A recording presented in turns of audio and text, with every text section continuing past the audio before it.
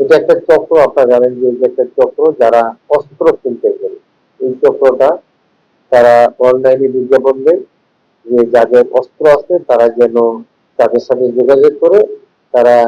China company যারা বিদেশি আছে তাদের পরিবার হিসেবে নিয়োগ দেওয়ার জন্য এই বিজ্ঞাপনটা দিয়ে থাকে এবং তাদেরকে বেশি বেতনে নিয়োগ দিতে এই মধ্যে বিজ্ঞাপনটা হয়। এই বিজ্ঞাপন পাওয়ার পরে দেশের বিভিন্ন জায়গা থেকে যারা লাইসেন্সধারী লোক যাদের অস্ত্র আছে এবং যারা সিকিউরিটি বা বডিগার্ড হতে আগ্রহী তারা তখন যোগাযোগ করে এই ধরনের ৪ জন লোককে আমাদের থানায় একটা হলো চট্টগ্রাম থানায় এই ৪টা অস্ত্র তাদেরকে দেখা আসার পরে গাড়ি থেকে অপহরণ করে অস্ত্রটা লুট করে নিয়ে যায় এবং তাদেরকে আমাদের এই থানা এলাকায় রেখে দেয়। তাদেরকে জিজ্ঞাসাবাদে তারা বলেছে যে তারা পূর্বে এই ধরনের কাজ করেছে এবং বিভিন্ন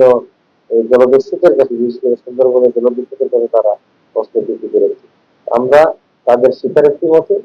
আমরা পাটারা এলাকা থেকে আমাদের ডিজি সরকার এবং একটি এয়ার গান সহ ৮০০ উদ্ধার করি এবং সেখানে গাড়ির ভুয়া নাম্বার প্লেট আছে, কারণ তারা এই নাম্বার প্লেট দিয়ে বিভিন্ন সময় তারা গাড়ির মাইক্রোভেভ ব্যবহার করে যাতে ঢাকার যাত্রীরা না যায় এবং তারা সেখানে অস্ত্রের জাল লাইসেন্স তৈরির যে শিল্প সেটা ব্যবহার করে। আমরা তাদের স্বীকারোক্তি মতে সেখানে আমরা একটা টিম তাদেরকে দিয়ে আমরা নড়াইল যাই এবং মাগুরা যাই, সেখানে গিয়ে তাদের যে মাইক্রোটা ব্যবহার করেছে এই ঘটনার সময় এবং এই মাইক্রোটা তারা বিভিন্ন সময় ব্যবহার করে এই মাইক্রো এবং ড্রাইভার সহ আমরা উদ্ধার করি। যে সিন্ডিকেট যে ৪ জন আছে এই সিন্ডিকেটের ৪ জনকে আমরা গ্রেফতার করেছি এবং তাদের বিরুদ্ধে তো অলরেডি মামলা আছে, এই মামলা আছে এবং তাদের বিরুদ্ধে অস্ত্র মামলা হবে এবং তাদের আইনগত যে পরবর্তী প্রক্রিয়াগুলো আমরা যথার্থ সম্পন্ন করবো।